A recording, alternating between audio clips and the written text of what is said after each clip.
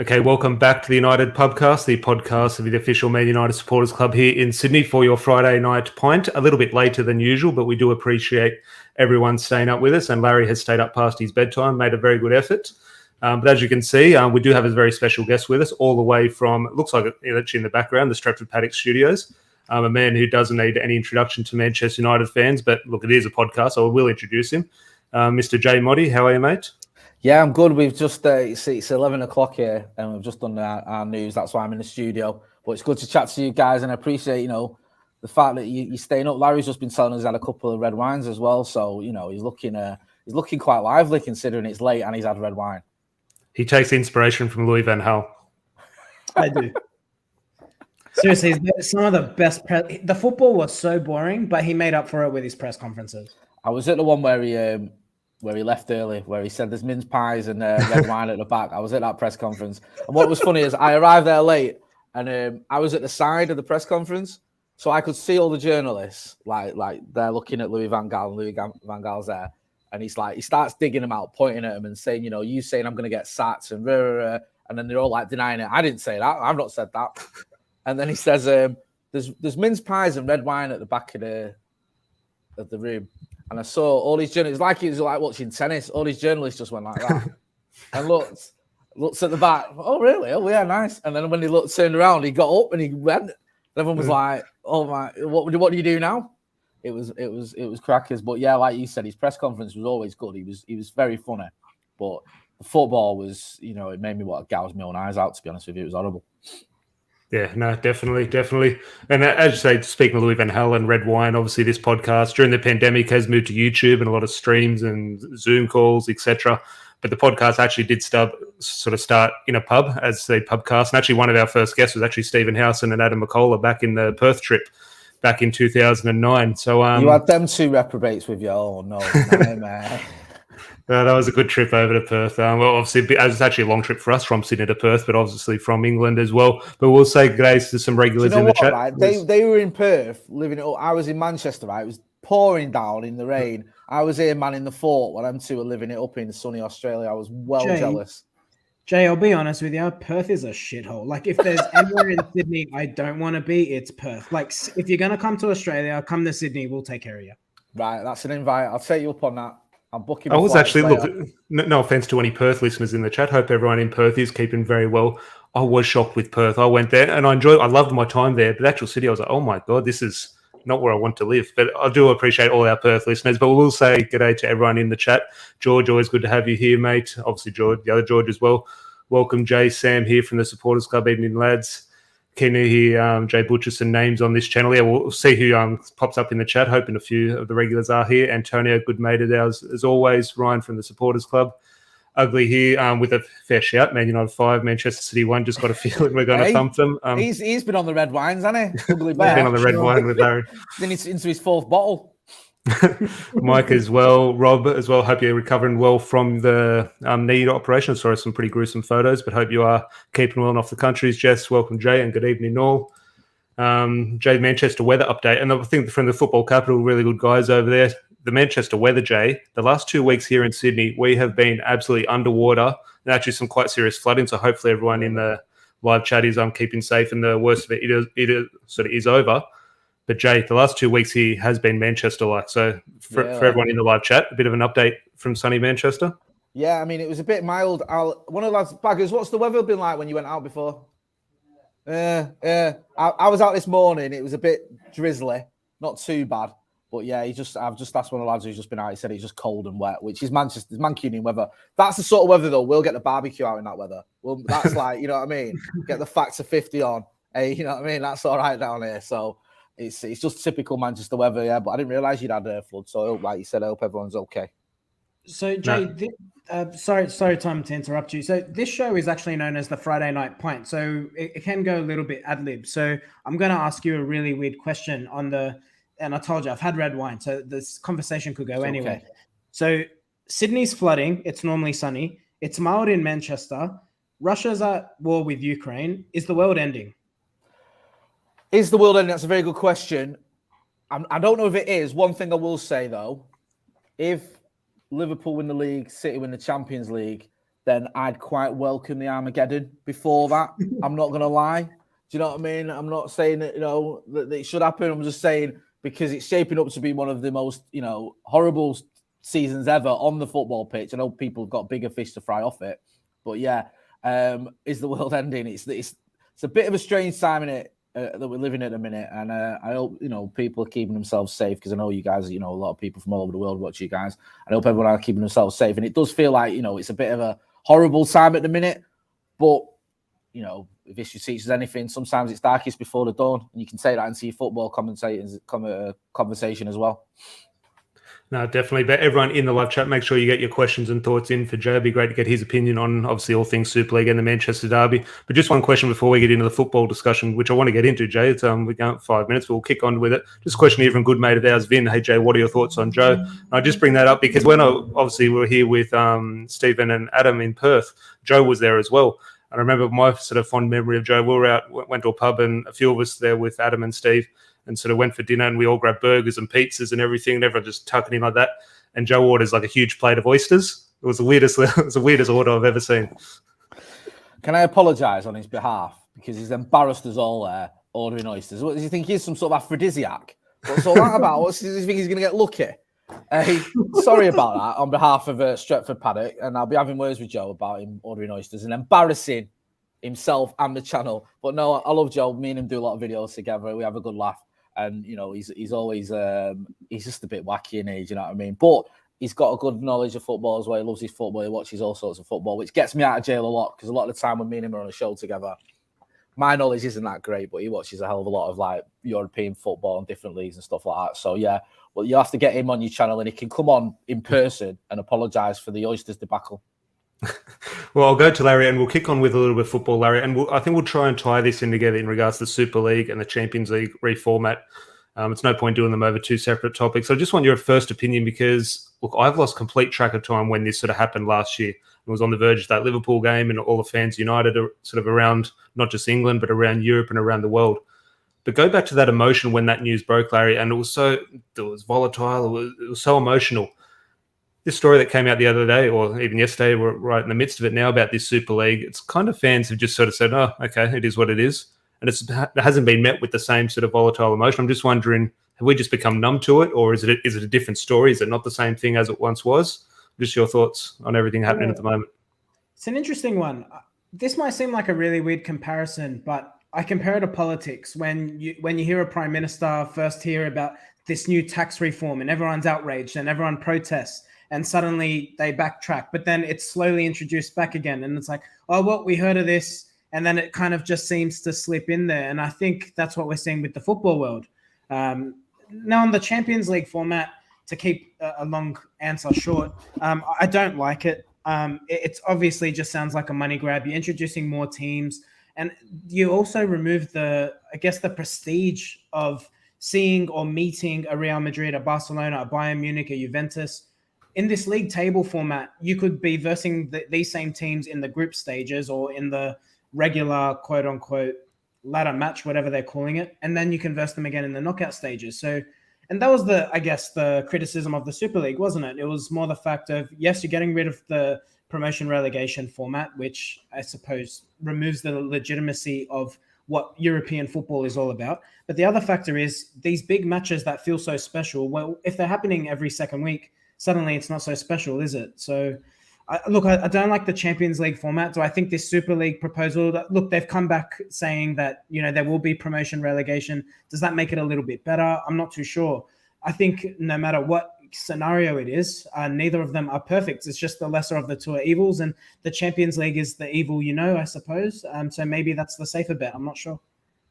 What are your thoughts on sort of the two of them? Almost the news came out together, Jay, in terms of the Champions League format. And then there was the Super League announcement, but sort of the rumours on how that's going to sort of pan out. And it was a weird one because I don't know what to make of this Super League, because the Glazers, when they came out with their apology saying, sorry, we should have consulted with the fans. Ultimately, I assume the Glazers are still all aboard with this Super League. I assume they're still all behind it. It's just a weird one. Just your thoughts, because it hasn't been met with this emotion, but I think it is exactly the same thing. I'm not going to trust the Glazers and say, Like when they came out and said we're going to consult with the fans before we enter into to a new competition or take the club in a different direction like that. Ultimately, I don't think they have done that. So just your thoughts on how this has come about and why it has been met with not the same emotion as it once was. I think there's a mixture of several things, really. I think there's a little bit of confusion. What's going on with the Super League now? What is it? Clubs announcing it, but not in it. So it's like, okay, yeah, we're part of it, but we're not going to take part in it. What does that even mean? Then you've got, as you said, the UEFA announcement about the new Champions League format. So you almost feel like you're stuck between forgive me for the cliche, but a rock and a hard place where it's just like neither format is great, and like you've got these two sort of options, and personally, I don't like either of them. I always want to see Manchester United in the Champions League. I think that the Champions League is historically, you look at the club and the times we've got to that competition. So Matt Busby took United into that competition when it was the European Cup. We're the first English club in there. The FA didn't want us to go in there. Chelsea won the league the season before us. They didn't go in it because the FA said no. Matt Busby went up against the FA, took us into it. He saw it as the future. First English club to win it. We all know what happened at Munich as well in between that. We lost our players, literally gave their lives playing in that competition. So there's a strong, rich history with Manchester United and the Champions League and some of our greatest ever nights. Whether you sat in Australia, wherever you are, probably watching either the 99 if you're old enough or the 2008 final. So I'd like to see Manchester United in the Champions League. I don't want us to have anything to do with the Super League. My worry is fans want to just watch football. Fans just want to go about their day, watch football, enjoy the game. We don't want to have to go down to Old Trafford and protest. I mean, I did, but I don't want to have to do that. I just want to be able to go and watch my team and enjoy it. And you get to a point where you wonder how much energy have fans got to keep protesting. If they keep trying to sort of repackage things and try and sneak it in, do you get to a point where the protests die down, or do they keep going? And that's the one thing, because some fans just get a little bit apathetic towards it, where you just go, "Oh, I'm sick of this. It's just it's never going to go away. We just got to lump it. We might not like it, but we just got to lump it." And you might end up some further down the line. It might not be for the next 2 or 3 years. It might be for the next 10 years with the Super League format. I think that's a sad thing because, the powers that be, whether it's the owners, whether it's the people in charge of the footballing bodies, they need to work at this. They need to look at what the fans wanted. How often in your lifetime have you seen fans from different clubs all protesting one idea, one situation? I've never seen that before, really. I can't think of anything where I've seen fans from Chelsea, fans from United, fans from Arsenal, fans from Liverpool or City, whatever, protesting the same argument. So that shows you the level of passion that was involved and the amount of emotional attachment people have to the structure of the club. And I'm not saying the Champions League perfect or the UEFA are perfect. They're not. But for me, football should be about, if you win, you get an advantage over teams that don't. It's that simple. It's a competition. And when you take away the competition element from it and go, actually, if you're just a bit bigger than the other clubs, you're in. It's just not fair. And that's what really stuck in the back of my throat in that situation. And I hope that we don't see it further down the line. But I fear we may do. No, I think you speak for a lot of people there. I think a lot of people do echo those thoughts. And Larry, just the point Jay makes there in regards to enjoyment, and he's talking about he doesn't want to have to go down to protest, he wants to go and watch football. We sit here as fans on the other side of the world. Look, Jay's mentions how far do you live from Old Trafford, Jay? Not far, I assume. Yeah, about a 15-minute, 20-minute drive. There we are. So 15 minutes away from Old Trafford, and here we are on the other side of the world, pretty much as physically far away from Manchester as possible. But here we are sort of watching the match every single week. We're so heavily invested in it, and we share the same thoughts in regards to the issues and the challenges that match-going fans face, Larry. However, we're going to sit here in Super League, reformatted Champions League, whatever the case, we're going to sit here and we're going to watch. We're going to buy our TV subscription and we're going to watch. At the moment, we'll say, no, I'm not going to do it. I'm not going to buy the shirt. Ultimately, we do. We're hypocrites. We do. And I'm just thinking, in regards to enjoyment, at the moment, we're saying this Champions League format looks stupid. We're going to be playing 5 games. And I made the point, I was on Scott's channel, and It's a Football thing a little bit earlier. And the format was there 36 teams or whatever. You're going to play 10 games. Well, you're not going to be playing everyone. So as Manchester United are going to be playing PSG, Bayern Munich, Barcelona, Atletico Madrid, and Manchester City get to play Panathinaikos, Slavia Prague, and whoever. So I'm just thinking, this enjoyment, can you see yourself enjoying a new format of the Champions League in that state? Or if worst case scenario, we go into the Super League, at the moment you're going to say, no, I'm going to hate it. But could you see yourself just caving in and sort of falling victim to it and just investing yourself in it? Well, unfortunately, we will. Jay touched on it earlier. You don't want to protest, but this is why fans end up protesting. And inevitably, money will ultimately win this war. unfortunately, sorry, I shouldn't make that reference given what's happening in the world, but nonetheless, I just think that with this Super League format, it's got an inevitability about it, doesn't it? I mean, we heard these sorts of rumors going around back in 2010 when Fergie was still around as the manager. So, look, we can all hope for the best. Like Jay said, the thing about football is it's romantic. The reason the Champions League is so special is because of all those moments that you mentioned earlier, Jay. And I think that's the issue. But if I'm, again, playing devil's advocate, like I come from a corporate background, so I understand the business lens of things. If the Super League hypothetically started tomorrow, in 50 years' time, there are people talking about the Super League the way we talk about the Champions League. So not that I agree with it, but I guess that's the counter argument to it. So, let's all hope that it doesn't happen. But if it does happen, the reality is our children and their children's children, they'll look at the Super League the way we view the Champions League. No, definitely. Speaking of Champions League, we obviously do need to win this weekend to have any chance of making the Champions League, but it is a tricky game against obviously a bit of rivals in Manchester City. But before we get into that, just want to ask Jay just a quick question. I just saw it pop up on Twitter an hour or two ago. Jonathan Schrager sort of broke the news that Manchester United has seemingly made contact with Erik ten Hag, and I don't want to get into the huge manager debate on which manager do you want or etc. In my opinion, I'm bored of it, but we talk about it every week, but I'm bored of it. I'm just thinking, what are you thinking about that? Because I saw a story during the week saying Ten Hag's taken English lessons. I swear I've seen him speak perfect English before. And I just think some of the stories coming out, now ultimately I believe Jonathan Schrager, I believe there sort of has been contact made. Now, what does contact mean? Okay, what's the situation? Do you fancy a move? Like, I don't see anything sort of drastic in that, but just your thoughts on the latest sort of merry-go-round and the circus surrounding the managerial position. I mean, I know Jonathan Schrager. We've had him on the channel, and he's a good lad. He does his own work, so I believe him when he tweets something. I know he doesn't just tweet things on a whim, but it kind of makes sense, doesn't it? We all know we've been linked with Erik ten Hag. We all know there's got to be some form of dialogue, whether that is literally the club speaking to his agent or his rep just going, would he be open to the idea of coming to Old Trafford, whether it's an actual conversation with him or whatever, just to sort of gauge how keen he is or how willing he would be to come to move to Manchester and come to Manchester United. So it doesn't surprise me at all. I think we know, don't we? You don't know a lot in football where you can go, that's a definite. But I think there's definite interest in Erik ten Hag for Manchester United. Seems like there's definite interest in Mauricio Pochettino as well. You can argue for one or two others. We've had Ancelotti rumours, we've had Conte rumours, we've had Brendan Rodgers rumours as well. I don't know how solid those are, but I think certainly in the case of Pochettino and Ten Hag, those two seem to be the main front runners. And I know you don't want to get into the managerial debate, but for what it's worth, I'd love to see Erik ten Hag come to Manchester United. I think he's a very good manager, but I just don't trust these owners. I don't trust these boards to do anything that makes any sense. And I won't be surprised if they went back to David Moyes or something stupid, because they're just cloaked in stupidity, aren't they, these owners? So, yeah, we'll wait and see what happens. But the fact that we've made contact with Erik ten Hag isn't a massive surprise to me, to be honest with you.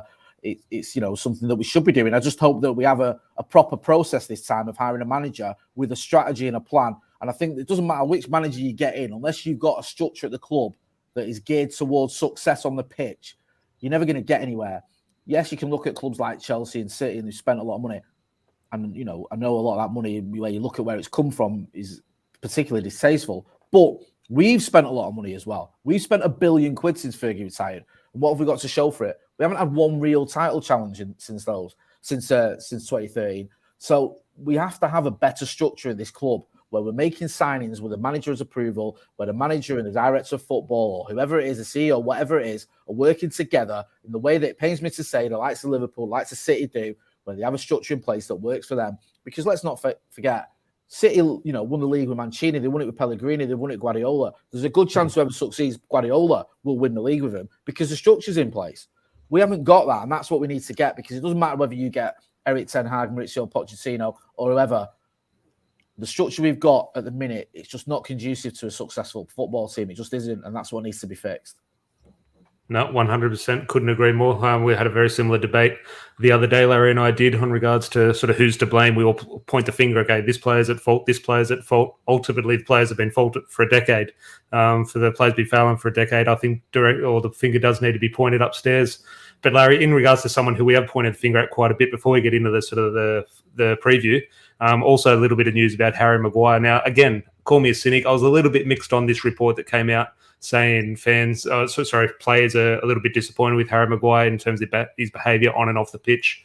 Now, ultimately, as we said, we had John Silk on the podcast about a month or two ago, and where there's smoke, there's fire. And obviously, Harry Maguire hasn't covered himself in any glory this season, and players, obviously the one or two murmurs in the dressing room, you can understand that. But the story, in my opinion, seemed a quite easy one in terms of who do the fans hate at the moment. Harry Maguire. Let's put a story about his captaincy and about how the players are turning against him. Now, again, there could very well be sort of a lot of truth behind it. I'm not there to debate that. Just your thoughts on the story, because he's obviously going to come into when we sort of predict starting 11 predictions. Harry Maguire, Manchester United captain. It will be a huge story if he doesn't play in the Manchester derby. So first of all, just your thoughts on that story about sort of, and again, unfortunately, more dressing room leaks or potential leaks, and the validity of them, and do you believe them? I mean, who knows? Look, you can tell by the way they're playing. It doesn't feel like a happy camp at the moment, does it? I mean, even though the performances have been fairly positive, granted the results haven't necessarily been there, something does feel a little bit off at Old Trafford. You just get that vibe coming out of the club, and given what's coming out in the press as well. Look, whether the story is valid or not, I mean, it's possible. I can imagine. I mean, I'm sure well, Tom, you've played football. Jay, I'm sure you've played football at some point in your life, whatever level that is. If you're in a football team and you see your captain ratting out other players but can't take accountability when they're making mistakes, you can understand why that would put some people's nose out of place, right? So, yeah, I can definitely see that happening. But it seems like a very lazy article. I mean, I can sit here and tell you both. I can imagine the dressing room's unhappy with Harry Maguire's comments. Was it against Burnley? Where he's saying, Ronaldo didn't take his chances, or, we need to score more goals, but he completely failed to acknowledge his part in the goal we conceded, which was solely down to him. So, of course, it's an easy article to write. It's lazy, really. So is it true? Who knows? It doesn't really matter, to be honest. Will he be chosen or not? I mean, I don't know. I guess I'll put that question to both of you. Personally, I wouldn't be going with him, and I'm sure 99% of other Manchester United fans would generally agree. Based on form, Victor Lindelof and Rafael Varane should be our starting centre-halves. Yeah, no, well, we'll definitely get into that. And in regards to the Manchester United preview, but first, Rob actually put this comment up before. Smash the like button, lads. Quality guests. It's an absolute pleasure having Jay on. But if you are new, if you could hit the subscribe button, that would be great. And leave a like on the video. It'd be very much appreciated. But on to the Manchester derby. You used to get so excited about these games, Jay. But as I was saying before we went on air, we're just reminding you that it's 3:30 a.m. on a Monday morning, this kickoff against Manchester City, which will be a bit of a tricky one for us. But here we are. We're all going to set the alarm. We're going to get up. What will be, what will be. But I'm just thinking, obviously, here we're on the other side of the world, as I mentioned, and here on your back doorstep, it's a bit of a flat feel to this Manchester derby. It doesn't have that buzz about it. And I just think, is that just where the two clubs are at the moment, or do you have a different feel where you are? I mean, yeah, listen, I know that I'm not going to pretend the Manchester derby matters to anyone. It doesn't matter whether you're Mancunian or not. You guys will be feeling the pain at 5 o'clock on a Monday morning if we lose that one, whatever time it is. But at the moment, in Manchester, there's always that edge to it because it's, you see a lot of, well, you don't see a lot of City fans because there's not a lot of City fans, but you see the odd one or two. And you know that you're going to get them coming out of the woodwork if they get a result. It's really strange, though, for me because I can't stand Manchester City, and I always want to win the derby. But the sort of the negative side to that is, if we win this game, and we can win it. We've got a very good record at the Etihad in the last 5 or 6 years, whatever it is. It's almost giving Liverpool a helping hand. And there's only one club that I dislike more than Manchester City, and that's Liverpool.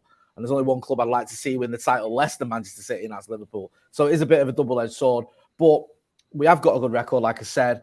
I think that City look like they're not unbeatable, but they've kind of been flying a little bit over the last couple of weeks. I know they had a bad result against Spurs, but they did a big result, didn't they, against was it Sporting in the Champions League. They had an easy game against Peterborough, and they've also I think they got away with it a little bit against Everton.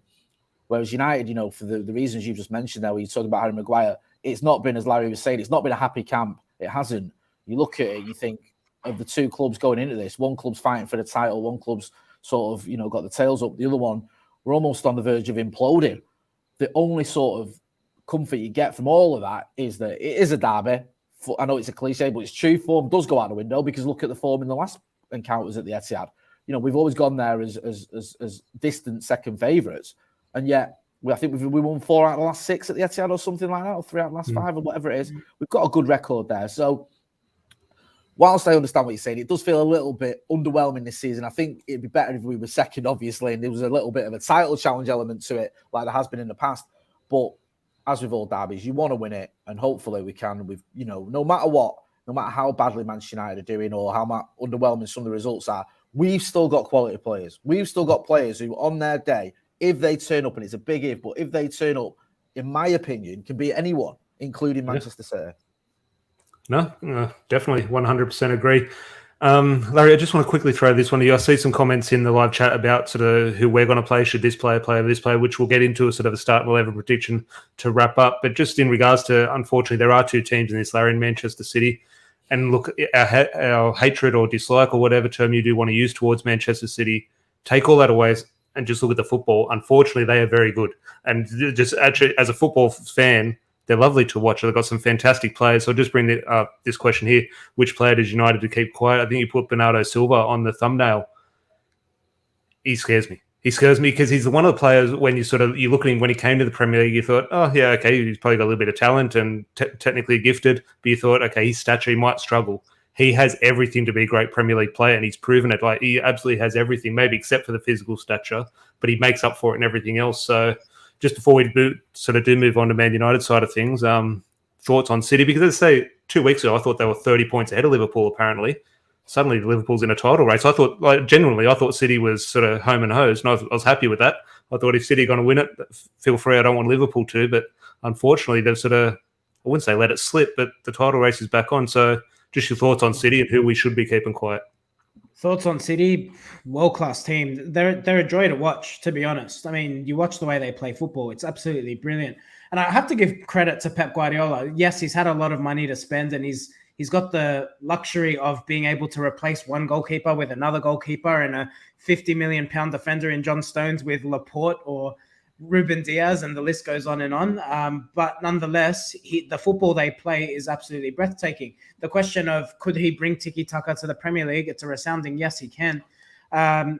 They play brilliant football. They dominate possession. Now, the criticism of Manchester City and why Manchester United, I suppose, have had success in recent years, particularly under Solskjaer, it must be said, is they play one style and one style only. And when that style doesn't work, you can hit them on the counter-attack, and they do leave things fairly open.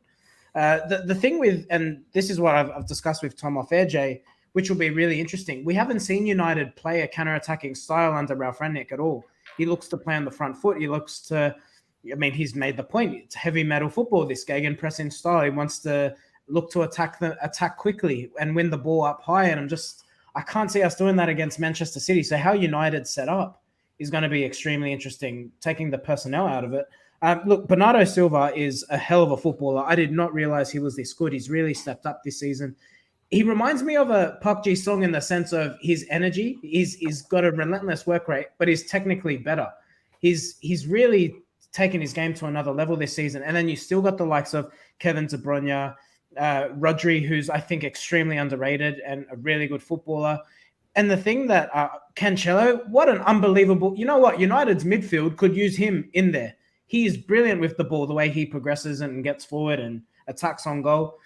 And you taking into account all of this, they don't have a clear and resounding number 9, and they're absolutely blowing teams away. I mean, it's a phenomenal achievement. And I know this is a Manchester United YouTube channel, so please forgive me, but credit where it's due. They are good to watch. Yeah, definitely. Yeah, look, I want to sort of move on from City, but you just make that point about Cancelo. And I remember the other year when we had Juventus in the Champions League and Ronaldo came back to Old Trafford.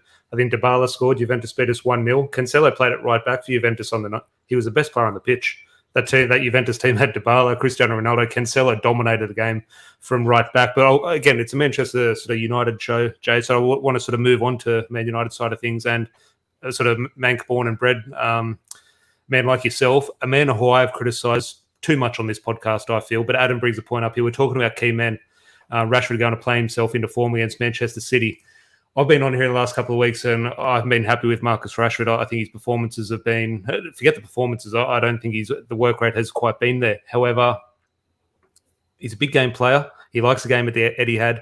And ultimately, in the form he's showing, he won't sort of display these traits. But ultimately, on a bit of paper, where City's weaknesses are, which Larry has alluded to, and Marcus Rashford's strengths. If it is going to click for Marcus Rashford, this would be the game. Now, ideally, I wouldn't be playing him off the back of his current form. I'll be playing Jadon Sancho and Anthony Elanga. However, is the game made for Marcus Rashford? Like, even though he's in this horrible patch of form, could you see a situation where he almost could be the weapon for United? Maybe. I mean, I'm not going to lie to you. I think Marcus Rashford's form recently has been woeful. And I love Marcus Rashford. He's probably my favourite player for a host of reasons. But it's been almost painful to watch at times. I've not liked watching Marcus Rashford, and you feel a little nervousness when he gets the ball. I look at his performances against Atletico Madrid. I think his cameo, was it against Brighton, I think. And he doesn't look like the Marcus Rashford of old. Now, if there ever was a game for Marcus Rashford to remind everyone what he's capable of, this would be the game. Like you said, he's Manc born and bred. He'll care about the derby. He'll know about the derby, obviously, as a fan, let alone a footballer, and he'll really want to win it. But I just don't see that happening at the minute. And I think, yes, my heart's saying, oh, this could be the stage where he comes back, he scores the winner, and, he's a hero again, and hopefully he kicks on. But I have to be realistic about what I've been seeing recently from him, and he just doesn't look right, whatever that reason is. I know he had his surgery, so in theory, it shouldn't be an injury problem, but just confidence seems to have gone. And I'd be very, very surprised if he starts, if I'm honest.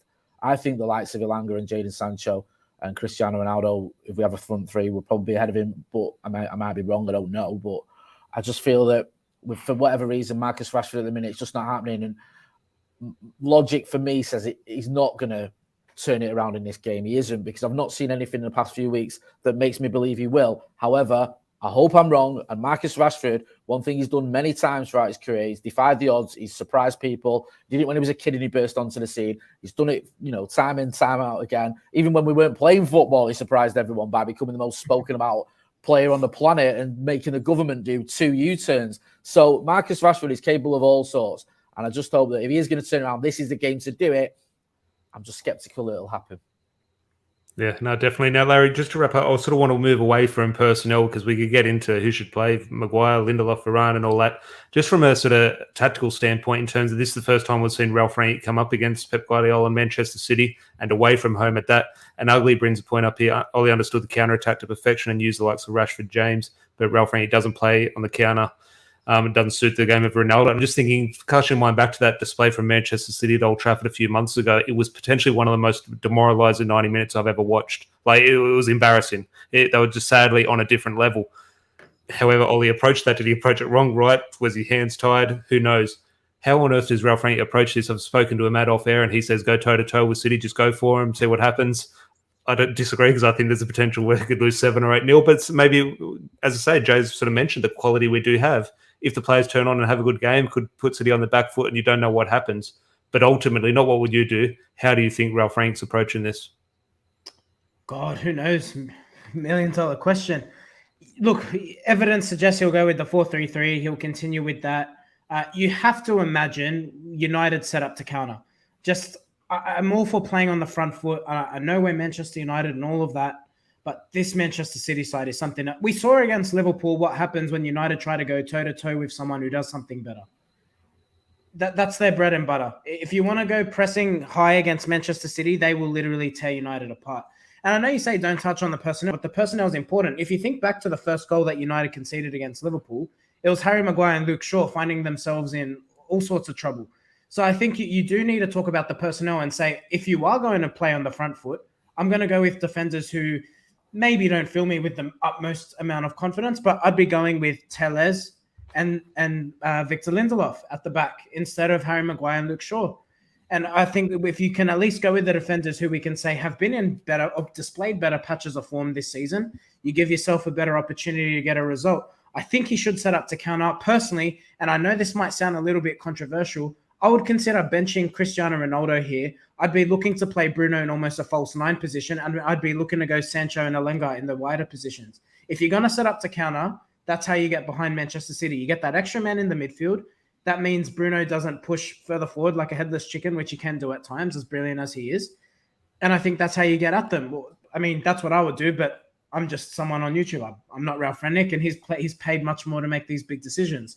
But I think that's the right way to go about it. Set up to attack their weakness as opposed to playing to United's strength, because I don't know what our strength is at the moment. Yeah, definitely. Adam just reminded me here, McTominay will be on a mission to hurt someone. It'll be good to have Scott McTominay back. Obviously, I'm a big fan of him, and I think we have missed it, or not have missed him, but he will sort of add something, and he has been good in these Manchester derbies before. Whatever you think of his ability, you do need that presence in midfield, and I think he does stamp his authority physically on these games, which you will need against a team like Manchester City. But look, we'll quickly wrap up, Jay, and just quickly, score predictions. I'm not a fan of score predictions, and here, have a battle with your head over heart, etc. What are you thinking before? And be honest, but also be a Manchester United fan at the same time. So what are you thinking? Bring it on, right? We'll put them blue people in their place. Don't worry about that. Yeah, this is what we do. We've beat them at the Etihad plenty of times recently. We're going to do it again. Don't worry about that. And once we've beaten them and the Scousers start getting cocky and thinking they're going to win the league, we'll go to Anfield and beat them as well. We're on it now. Marcus Rashford is going to dust off the cobwebs and he's going to fire us to a 3-2 win. There you go. And that was completely my heart talking, by the way. My head thinks none of those things. But you can see that, but you can think with your head, Larry, there, and just the way this season has gone and the way we do feel for Liverpool, them being one title away from us, you can see Manchester United winning and putting in Liverpool's favour. Yeah, I just said bench Cristiano Ronaldo. He's going to score the winner in this game. Yeah. Say that. I'll take any win. I would take a fluky VAR approved goal in the 95th minute. I don't care if we get a win. Then yeah, I'd be over the moon because that could really get us going, couldn't it? Because we've not really we've other than Leeds, who've done us a massive favour because we've battered them twice. We've not really had a game against a rival where we can be happy and be proud of it this season. It's been so deflating. So yeah, that'd be great if we could beat City in their own backyard again. It'd be phenomenal. But it's a big if. Jay, can I ask you a question on Marcus Rashford? I just want to touch on this final point. I keep looking at him and I can't seem to figure out why he's going through his worst patch of form since he's broken into the first team. And I'm just wondering, could there be an element of Ralph Rangnick's moved him around a fair bit? I mean, he's just this season, he's played second striker on the left, on the right, up front. I can't imagine that that's very settling. And the other thing is we bought Jadon Sancho, well, a lot of us would have thought, to play on the right. We've been missing a winger since Valencia, and before that, since David Beckham. So right wing seems to be a problem for Manchester United, never ending. But if I'm Ralph Rangnick, I would think that you want to play Marcus Rashford on the left, given that he's so clearly more dominant on that side compared to a Jadon Sancho who seems to give a level of performance no matter what flank he's deployed on. So what are your thoughts on Marcus Rashford's use this season? I don't know. I wonder with Marcus Rashford whether he felt the Ollie sacking a bit more than others. Ollie had always backed him. Ollie had always played him. He seemed to be, whenever you saw Ollie giving instructions, he spoke to Marcus Rashford a lot, and he was publicly always very supportive of him. And I just wonder whether that maybe got to him a little bit. Some players feel a managerial sacking more than others. Some of them shrug it off. They don't really care. I felt Marcus and maybe Bruno as well might have been affected a bit more than others. Like you said, you make a great point. He has been shifted from pillar to post since he's been in the United team, to be honest. I remember seeing Marcus Rashford covering at right back once at Anfield. I think he's been everywhere. And he's also played through injuries, played when he's not been fully fit. Now he's had his surgery and people look at this season and go, okay, he should be back to his best now. And like you mentioned, it's been probably his worst performances in a United shirt. And I always think with Marcus Rashford, I think this is with any player, if you're lacking confidence, your displays will look like someone who's disinterested, like they've got, they don't want to be there or whatever. It's the same symptom, whether you're lacking confidence or you're just upset or whatever, in your performances. They look the same. And I just feel like he might be lacking a bit of confidence because people just assume that players have this infinite amount of confidence. And once they break into the first team, they always feel like they're going to score. They never question themselves. And he looks like a player that is questioning himself. He doesn't look like the confident Marcus Rashford we've seen before. And I think that it's very difficult to just get confidence back. The only way you do that is by basically, if you're an attacker, getting goals, having a performance where the crowd are behind you and you think, yeah, I can do this. And I think that's what Marcus Rashford needs. Unfortunately for him, I think he needs it sooner rather than later because Anthony Elanga is not prolific, but he's certainly been more dangerous of late than Marcus Rashford. He's certainly a player that looks confident. You saw that in Madrid. Yeah. He came on and he his first touch he scores, but he looked like a player that was like, yeah, bring it on. Where Marcus looked like he didn't want to be there. So I think it's a culmination of all those factors: confidence, being moved about, like you mentioned, Larry, and also just I think a little bit of maybe a bit of a hangover from both the fallout from the Euros where he was getting a lot of grief because he missed the penalty, which is just ridiculous. And not him missing the penalty, the grief he was getting, I mean, and also Ollie getting sacked. I think maybe him, like one or two others, maybe felt that a little bit more than some of his teammates. So, yeah, I just feel like I said earlier, we need Marcus Rashford to get back to his best because, you know, is it 21 goals last season, 22 the season before? I mean, you know, plus similar numbers in assists. He's very, very productive, Marcus Rashford. And if you can get him on you know, firing on all cylinders, we've got a great chance of him helping us to get into that top four, which is, you know, a minimum at Manchester United. That's a great point you make on Ollie sacking. I actually never thought of that. And yeah, I was just about to say the same thing. We've looked for so many reasons. Never actually considered whatever the player. Forget Rashford, but let's use Rashford as an example. Never really thought about it that way, which ultimately will play a part. They're individuals. They have relationships with people, and he had 3 goals in 3 games before Ollie got sacked, and it's just been downhill from there. Yeah, they always seem to. I mean, you know, you don't know. I don't know what goes on in the changing rooms, but they seem to get on. They seem to have a good rapport, and it was like a very good story, wasn't it? The old striker comes back and he coaches the new striker, a new attacker, and they were always, you know, social media. There was always popping off there with like calling it, you know, called him Rashid, had a nickname for him. He seems to get on, and he obviously trusted Marcus Rashford. He made Marcus Rashford a constant player in his team. Marcus Rashford was, you know, if Marcus, even when he wasn't fit, but Marcus Rashford played every game almost for Ole Gunnar Solskjaer. There was never a question of him being dropped. And I just wonder, you know, like you said there, you both said it, footballers are human beings, they're not robots. And if you're, you know, if you someone you work with gets sacked in small part because of your performance, you're going to feel that. And I just feel like there might have been a closeness there that affected him a little bit more. I mean, again, I don't know. It's just, it could be something that adds, with all the other reasons, to one of the ways we're not seeing Marcus Rashford performing like he normally does. No, definitely. And as I said, it's been an absolute pleasure. So we are very conscious of your time, and we'll start to wrap up now, Jay. And just on that, look, as much as we've criticised Marcus Rashford on this podcast, none of us, Larry and I included, would love nothing more than 1-0 Marcus Rashford. Like when he burst onto the scene, was a 15-16 season, he put it through. It was at Di Michaelis' legs, slipped it through Gerrard. Like, would love nothing more than that. So fingers crossed he can turn it around and put the last couple of months behind him. But that will be for 3:30 a.m. on a Monday morning, unfortunately for us. And Jay, just on that, once I'm sure everyone in the live chat echoes my thoughts as well. It's been an absolute pleasure to have you on. But as everyone can see, Stretford Paddock logo in the background. The link is, I'm sure everyone here is subscribed, obviously, but if you're not, the link is in the description below to go and subscribe. But just, Jay, before you sort of say goodbye, just a quick one on Stretford Paddock. We've seen you over the years, full-time Devil, Stretford Paddock, and doing your own stuff as well. Just talk us through maybe just 1 or 2 highlights in terms of, I've seen some of the Reds you've met, the people you've interviewed, etc. Just, it's been a sort of crazy journey over the last couple of years, and sort of everyone's move over to YouTube and social media. A lot of it, Aussie Reds have followed you for years. Just maybe 1 or 2 stories that sort of spring to mind, sort of fond memories you do have. Yeah, I mean, one fond memory, it's quite apt for what we're speaking about now, was at the Etihad. I remember I was there a few years ago and Adam McCullough was unavailable. He was doing something in London for the fan cams.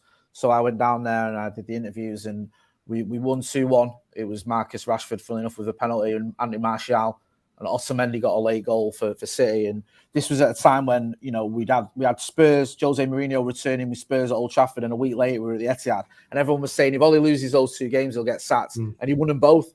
And I was just outside the Etihad. And when you come out of the Etihad, United fans, it's like you have to sort of funnel towards a gate. And I was just in the middle of the fans. Everyone was going mad. Everyone was singing and chanting and diving about. It was just great. It's one of my fondest memories, not just on the channel, just as being a United fan after a big derby win as well, at a time when it looked like, you know, we were going to struggle against them. A lot of people thought we were going to get turned over. That's a fond memory. The biggest memory, obviously, of course, was interviewing Sir Alex Ferguson. Got to spend a few minutes with him and just ask him a couple of questions. And that was something that, it was a real pinch me moment. You know, I was a journalist for many years, but I was at a press conference when Fergie did it, but I never got to interview him on like a one-to-one. So even though it was only brief, it was fantastic. And just interacting with you guys, seeing the support we've had. We went over from Full-Time Devils. A load of us, you know, bought the channel and we own it. Myself, McCullough, Howson and Joe. And, you know, it was a big risk. We did it in the middle of a pandemic. There was no football. We took this chance because we believed in what we were doing and we wanted to do it. And the support we've had from you guys in particular and loads of others has been fantastic and allows us to do what we love doing, and that's just talking about Manchester United.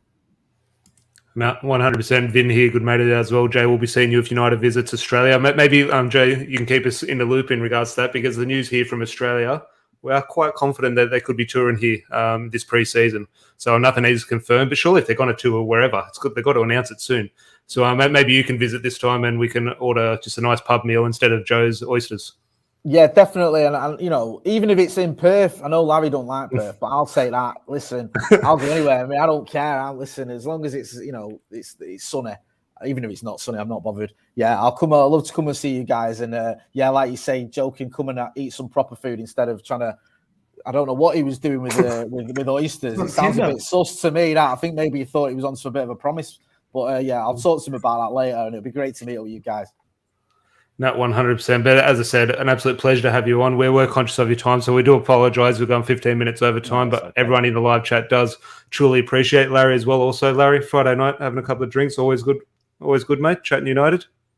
Yep, been a pleasure. Jay, thank you as always. I mean, we've had Stephen Howson involved. We've had Adam McCullough on here a few times. We've had Jay. I think we have to get Oyster Man on. You know what? I'm going to speak to him. I'm with him on Sunday, so we'll arrange that. We'll get him on, and he can explain himself to all your viewers and apologise in person. Yeah, no, definitely needed.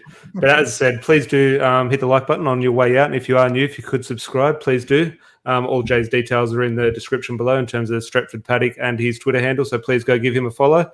And everyone just fingers crossed for this weekend and we get our season back on track and sort of put a little bit of a dent in Manchester City's title hopes. But until then, I hope everyone has a good weekend, especially if in Sydney. Stay dry and stay safe from all the floods. And we'll chat to you Monday night, Sydney time, and obviously Monday UK time, Monday morning UK time. Until then, have a good one, guys. Up the Reds. Cheers. Cheers.